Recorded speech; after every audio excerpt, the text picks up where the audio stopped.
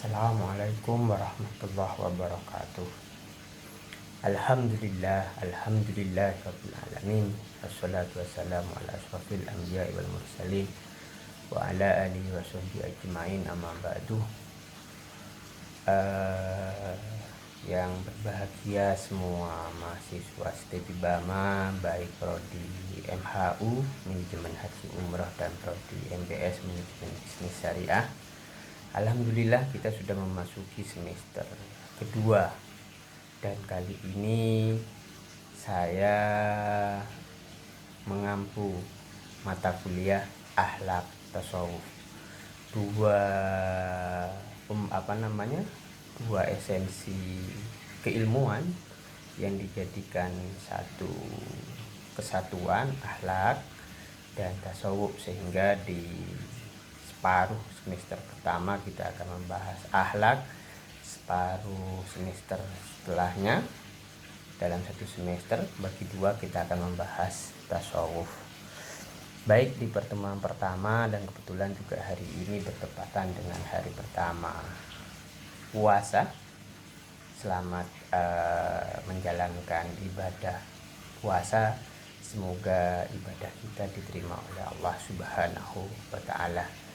Baik, kali ini kita akan membahas tentang pengertian akhlak. Ada persamaan dan perbedaan antara akhlak, etika, dan moral. Ada juga landasan dan kedudukan dari akhlak itu sendiri, serta apa tujuan dari kita mempelajari ilmu akhlak, serta pembagiannya baik secara objektif, secara sifat, dan lain-lainnya nanti. Yang pertama, apa itu akhlak? Secara umum saja, akhlak itu adalah sifat tabiat, watak, perangai, ya. Akhlak itu bisa dikatakan akhlak itu agama, budi pekerti. Kenapa itu akhlak agama? Rasulullah pernah ditanya, ini pembahasannya ketika kedudukan akhlak, beragama itu apa? Rasulullah menjawab, berakhlak yang baik. Itu dari pengertian dasar akhlak itu, bahwa akhlak itu tabiat, perangai, agama, budi pekerti, watak, moral, etika, dan lain-lainnya. Saya mengambil satu makalah, satu pendapat, banyak makalah. Saya mengambil satu dari Imam Al-Ghazali yang masyhur dengan karangannya Ihya Ulumuddin, Hay'atun Rasihah fin Nafsi, ya. Akhlak itu hay'atun rasihah fin nafsi, daya kekuatan, sifat yang tertanam di dalam diri, di dalam jiwa.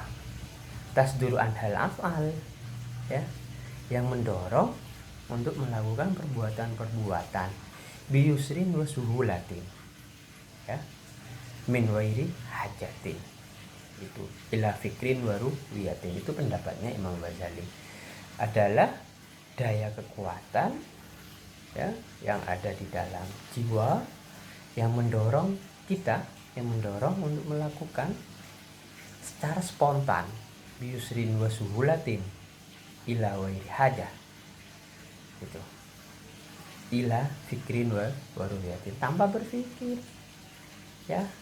Akhlak itu adalah sikap yang melekat, otomatis, ya, perbuatan yang otomatis, itu akhlak,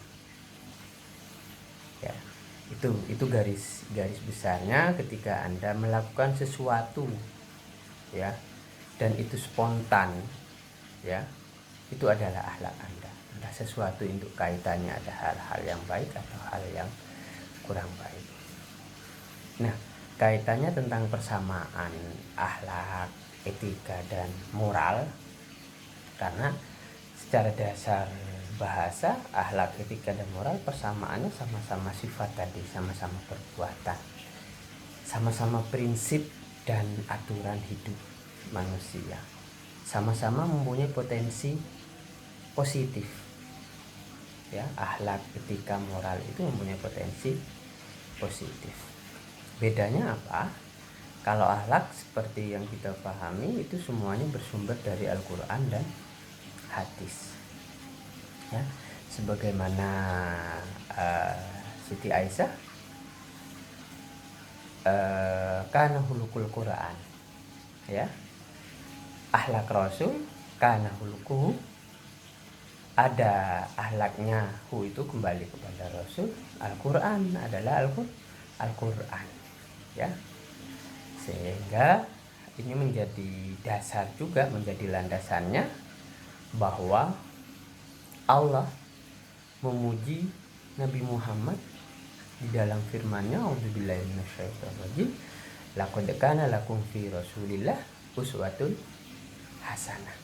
Sungguh ada pada pribadi Nabi Muhammad, pada diri Nabi Muhammad adalah uswatun hasanah, ya, adalah suri tauladan yang baik, contoh yang baik. Liman kana yarjullah, ya, lanjutan dari ayat itu biar enggak kepotong. Bagi seseorang yang juga mengharap akan Allah wal yaumal akhir wa dzakarallaha katsiran, surat Al-Ahzab ayat 21. Rasulullah juga bersabda, innama itu liutamimah makarimal akhlak. Itu posisi keberadaan akhlak, ya. Bedanya berarti akhlak bersumber dari Al-Quran dan hadis. Kalau etika itu dari pikiran atau dari akal, sumbernya dari itu. Kalau moral itu norma hidup dalam masyarakat. Itu contoh misalkan, biar kalian tidak bingung, sumber dari Al-Quran adalah menghormati orang tua, itu sumbernya dari Al-Quran. Misalkan ada juga yang bersumber dari Al-Quran juga dari pemikiran, misalkan menghargai, memberi jalan guru kita, kiai kita gitu kan, beliau jalan dari jauh, kita sudah ngisi ke pinggir gitu. Ada enggak ketika zaman Rasulullah seperti itu? Nah, kalau enggak ada, karena itu hasil dari pemikiran misalkan, nah itu adalah etika kita yang cakupannya juga akhlak gitu. Tapi biar lebih spesifik gitu, bahwa etika itu bersumber dari pikiran dan akal.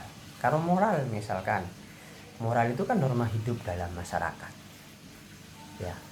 Pembedanya tadi dengan akhlak, dengan etika apa? Misalkan contoh bersin, kentut, berdahak, apa ya, deraban, ya. Kentut misalkan di suatu kelompok itu menjadi hal yang biasa. Ada orang kentut tuh udah biasa. Coba di kalangan kita, orang kentut dicari, sudah bau masih dicari, ayo siapa? Karena apa? Norma di hidup di masyarakat kita, orang berkentut dengan suara, dengan disuarakan, itu tidak baik, itu moral, ya. Tapi di suatu sisi atau di kelompok masyarakat lain itu bukan menjadi problem, bukan menjadi masalah. Itu terkait perbedaan dan persamaan apa itu antara akhlak, etika dan moral.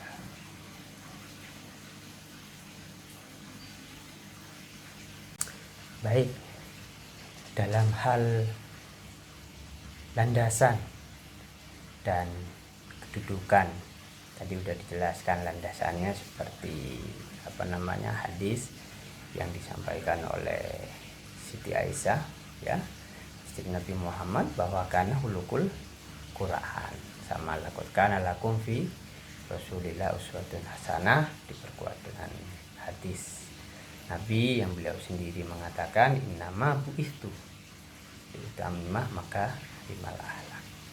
Kedudukannya seperti apa, ya?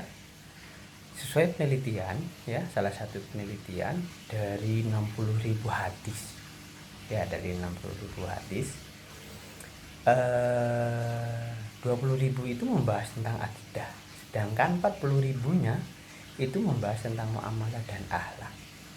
Apa intinya? Intinya adalah posisi akhlak itu sangat urgen, ya, sangat urgen, sehingga setiap perbuatan, perkataan dan takrir Nabi, ya, itu rata-rata selalu tentang akhlak. Sehingga di sini penting sebagai materi awal, sebagai pengantar awal, kita harus paham tentang ya pengertian akhlak, terus kedudukan sama landasannya, sehingga ini menjadi modal kita untuk melanjutkan pembahasan dengan materi-materi yang lain. Pembahasan terakhir sebelum masuk ke integrasi kurikulum, karena kita menganut integrasi kurikulum, adalah terkait tujuan, ya, tujuan dan kebahagiaan dari akhlak itu sendiri. Apa tujuan pokoknya? Tujuan pokoknya adalah agar kita sebagai setiap muslim mempunyai budi pekerti, mempunyai etika. Etika apa tadi? Berpikir, berakal, ya. Karena etika itu berangkat dari akal dan pikiran kita. Setiap muslim beretika, bertingkah laku sesuai dengan ajaran Islam. Itu pasti tujuan pokok dari akhlak. Contoh, sholat kita misalkan, karena itu adalah sesuai ajaran Islam. Kita melakukan perbuatan sholat, apa efeknya? Itu akan mencegah perbuatan tercela, anil fahsya wal mungkar. Kalau perbuatan sehari-hari kita baik, ya, akhlak kita baik, itu karena kita melaksanakan bertingkah laku sesuai dengan ajaran Islam. Itu. Kita zakat. Zakat itu menyucikan hati, menyucikan harta, membantu sesama, ya, itu adalah perbuatan kita. Kita puasa, hari ini kita puasa, sebulan ini kita akan puasa. Puasa itu apa? Menahan diri dari berbagai hal, mulai dari masalah makan, syahwat dan lain-lain. Itu adalah perbuatan kita. Kita sebagai setiap muslim melakukan perbuatan sesuai dengan ajaran Islam. Nah, haji, kita berhaji. Nah, bagi yang jurusan FHU, ini perlu digarisbawahi. Haji itu adalah perbuatan dalam rangka apa? Memunculkan tegang rasa, memunculkan rasa disiplin. Nah, ini penting nanti untuk dibahas dalam integrasi disiplin seperti apa, gitu kan?